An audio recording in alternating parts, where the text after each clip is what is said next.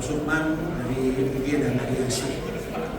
Bapak Ibu Guru Besar yang saya hormati, kalau ingin merusak atau membangun satu negara, cukup 3 lembaga yang dirusak. Pertama adalah keluarga. Rusak bagaimana anak menghormati orang tua. Yang kedua, lembaga agama dirusak, bagaimana tokoh agama tidak dipercaya lagi. Dan yang ketiga yang paling parah, kalau lembaga pendidikan.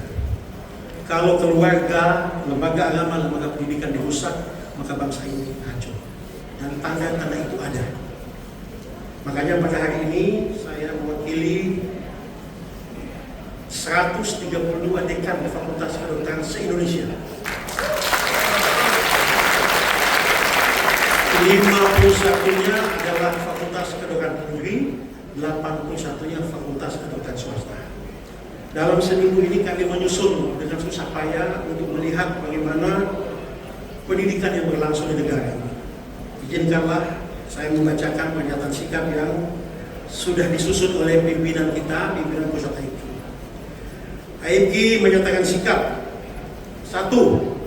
Menolak penghentian pendidikan klinik secara sepihak.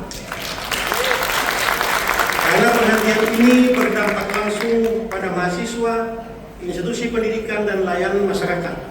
Penegakan hukum semestinya diarahkan pada individu pelaku, bukan pada sistem pendidikan secara keseluruhan. Kedua, menyayangkan pemindahan tenaga pendidik tanpa koordinasi akademik. Langkah ini merusak kesinambungan proses pendidikan dan pelayanan kesehatan.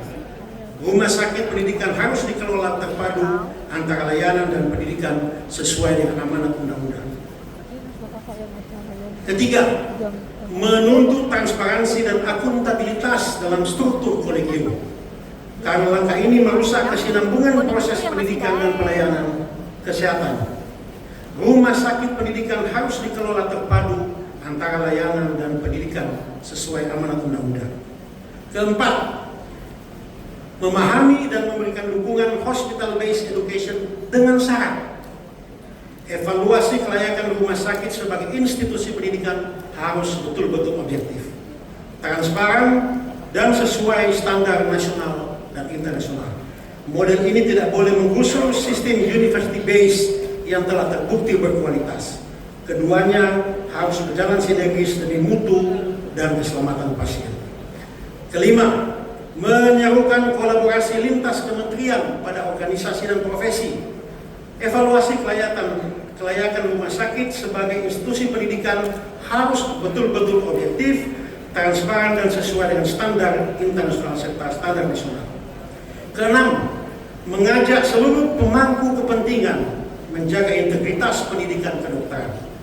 AIPGI berkomitmen pada sistem pendidikan kedokteran yang berkualitas, transparan, dan taat hukum demi menghasilkan dokter yang profesional, etis, dan kompeten.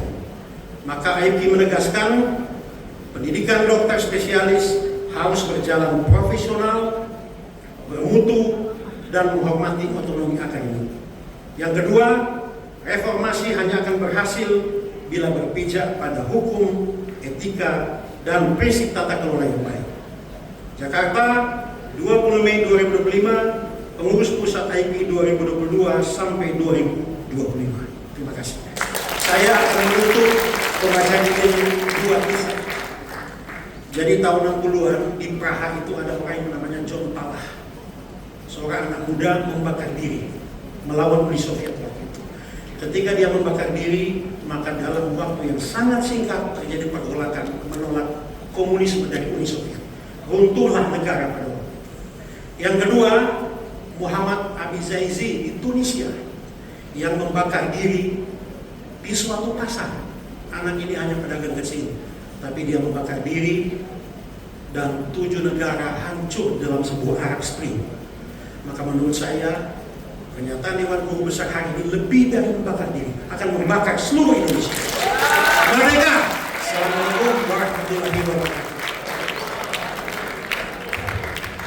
Terima kasih pada Dr. Taufik atas pernyataan sikapnya. Kemudian saya akan membacakan kesimpulan pada acara pada hari ini. Mimbar bebas saling